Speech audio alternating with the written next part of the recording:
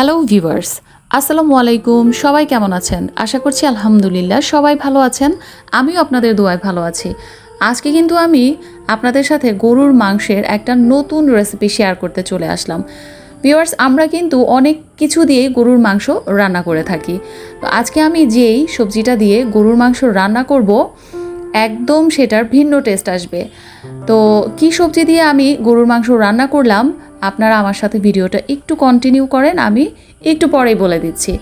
মাংসটা কিন্তু আমি গতানুগতিক আমরা মাংস রান্নার সময় যেসব মশলা ইউজ করি সেগুলো দিয়েই মেখে নিলাম এবং এটাকে আধা ঘন্টা আমি ম্যারিনেট করে রেখে দিব। একটা মজার কাণ্ড ঘটলো। আধা ঘন্টা পর যখন আমি মাংসটা রান্না করতে আসলাম, তখন আমার কাছে মনে হলো যে আমি কি যেন একটা মাংসের মধ্যে অ্যাড করি নাই। তো পরে মনে পড়লো যে আমি আদা রসুন পেস্টই দেই নাই ম্যারিনেট করার সময়, ওইটা দিয়ে একসাথে পরে মাংসটাকে ভালোভাবে কষায় নিলাম। আমার মতো এইভাবে আমি জানি আমার অনেক আপুরাই রান্নার সময় টুকটাক এরকম ভুল করেই। তো এটা ব্যাপার না, আসলে পরে মনে পড়লে তো ঠিক আছে, আর যদি না মনে পড়ে তাহলেও ঠিক আছে, কোনো সমস্যা নেই।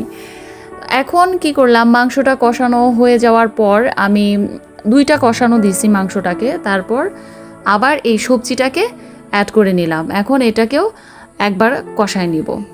রান্না করতে করতে আমার ক্ষুধা লেগে গেছে। নিজের বাড়ির গাছের আম্রপালি আম দেখতে যেমন সুন্দর, মাশাল্লাহ, খেতেও আলহামদুলিল্লাহ অনেক মিষ্টি। আল্লাহর নিয়ামত, আসলে সবই সুন্দর।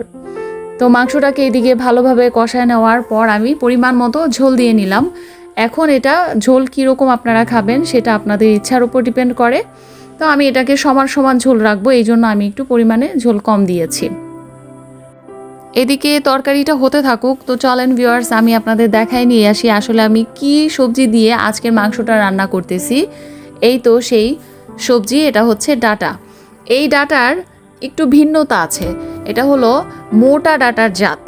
এই ডাঁটা অনেক মোটা হওয়ার পর তারপর কেটে এটা মাংস দিয়ে রান্না করে খেলে খুব ভালো টেস্ট আসে। তো আমরা এভাবে প্রায়ই খাই, আপনারাও কিন্তু ট্রাই করবেন।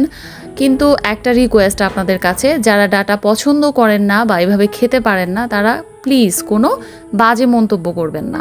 তো স্ক্রিনে নিশ্চয়ই ডাঁটা দেখে বুঝতে পারছেন যে ডাঁটাগুলো কি পরিমাণ মোটা, কিন্তু ভেতরে একটু আঁশ নাই, একদম বলতে গেলে নরম।